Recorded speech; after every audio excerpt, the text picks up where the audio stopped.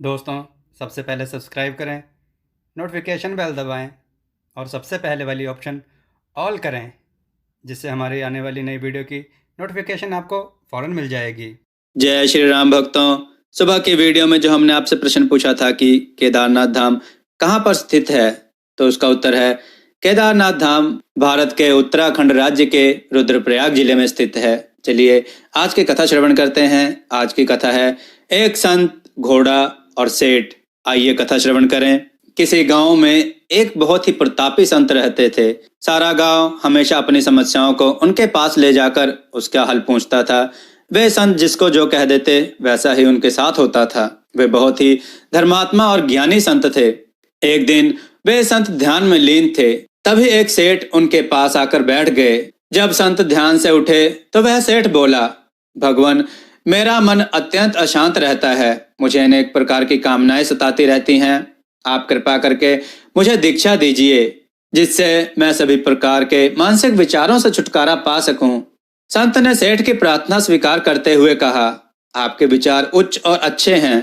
संत ने सेठ से कहा, आप जो वो मेरी कुटिया में घोड़ा देख रहे हैं, आदमी का मन बिल्कुल उस घोड़े की तरह होता है। अगर उस पे काबू ना पाया जाए तो वह बेलगाम हर तरफ भटकता रहता है। इसलिए अपने घोड़े को शांत करके अपने वश में करना चाहिए। इसलिए अगर आपने अपने घोड़े को अपने वश में किया है तो आपको दीक्षा लेने में कोई तकलीफ नहीं होगी। मैं आगामी पूर्णिमा को आपके द्वार पर भिक्षा भी ग्रहण करूंगा और आपको दीक्षा भी दूंगा। सेठ संत की बातों से प्रसन्न होकर अपने घर लौट गया। वह सभी जगह इस प्रकार प्रचार करने लगा कि आह, संत मेरे द्वार पर भिक्षा ग्रहण करने आएंगे, साथ ही मुझे दीक्षा भी देंगे। सेठ लोगों से यह भी कहता फिर रहा कि उन्होंने मुझे पक्का वादा किया है और अब मेरे भाग्य का शीघ्र ही उदय होने वाला है। जो लोग सेठ की बातें सुनते वे उसे भाग्यशाली मानकर उसकी सराहना करते। तब वह और भी उत्साहित होकर अनेकों बातें अपनी ओर से कहता फिरता। जिस रोज पूर्णमासी थी, सेठ ने संत की भिक्षा के लिए तरह तरह के व्यंजन बनवाए। अपने वचन के अनुसार एक मैली सी मिट्टी की हंडिया हाथ में लेकर संत सेठ के घर पहुंच गए। सेठ ने प्रसन्न भाव से सोने चांदी के थालों में भिक्षा प्रस्तुत की। संत ने अपनी मिट्टी की हंडिया सेठ के सामने रख दी और बोले, भिक्षा इसमें डाल दो। संत की मिट्टी की हंडिया देख सेठ के मन में यह विचार आ गया कि यह हंडिया तो मैली है। तब उसने संत से कहा, भगवान, क्या यह शुद्ध और तरह तरह के पकवान इस मैले पात्र में डालना उचित होगा? कृपया आप मुझे इस हंडिया को दे दें ताकि मैं भली भांति इसे धोकर साफ कर दूं। जैसी तुम्हारी इच्छा सेठ, संत ने कहा और हंडिया उसे दे दी। सेठ ने हंडिया को भली भांति धोया, फिर उसमें संत के लिए तैयार किए व्यंजन रख दिए। संत भिक्षा लेकर चुपचाप चल दिए। सेठ की दीक्षा प्राप्ति की अभिलाषा जब कुंठित हो गई तो बिना दीक्षा उसका सारा उत्साह क्षीण हो गया। उसने जाते हुए संत को पीछे से आवाज लगाई, भगवान, मुझे दीक्षा तो देते जाइए। परंतु संत सब कुछ अनसुना करके आगे ही बढ़ते गए। यह देख सेठ मारे क्रोध के बौखला उठा और आसपास खड़ी भीड़ को लक्ष्य करके कहने लगा, यह तो धोखा है, सरासर धोखा है।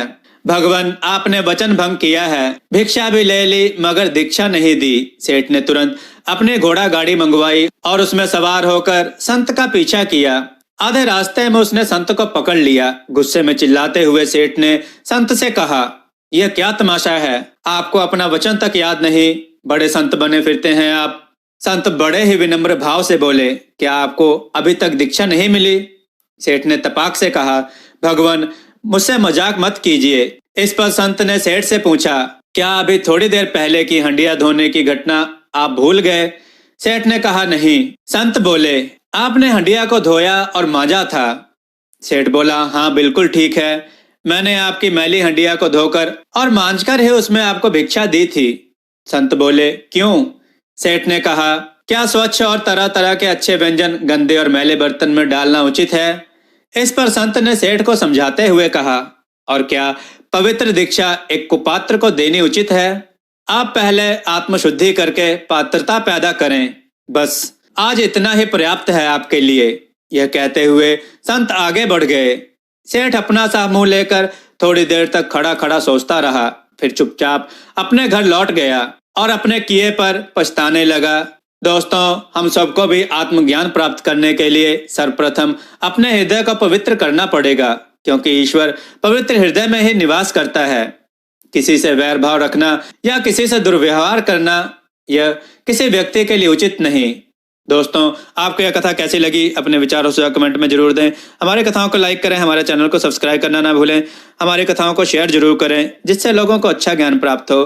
दोस्तों, हमने पावन कथाएं नाम का चैनल क्रिएट किया है जिस पर हम एनिमेटेड वीडियोस डालेंगे। इसका लिंक हमने वीडियो के डिस्क्रिप्शन में दिया हुआ है। आप उसको सब्सक्राइब करके अपना ढेर सारा प्यार हमें जरूर दें। जय श्री राम भक्तों।